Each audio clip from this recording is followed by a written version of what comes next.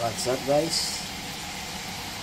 For today's video, magluluto po tayo ng atay ng baboy. Ito po. Pinirepair ko na po siya. Hindi ko na po pinakita ang aking paggagayat. Tinimplahan ko na po siya ng toyo, kalamansi, at paminta, asin, bechin, at ketchup. At nilagyan ko din po pala siya ng asukal, kaunti lang. Minarinate ko po siya. Ito na po ang atay na aking piniprito.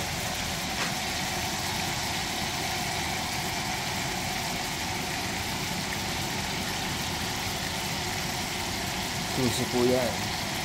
Wala lang pong mahina lang po ang apoy para hindi masyadong masunog kasi mabilis pong maluto ang atay.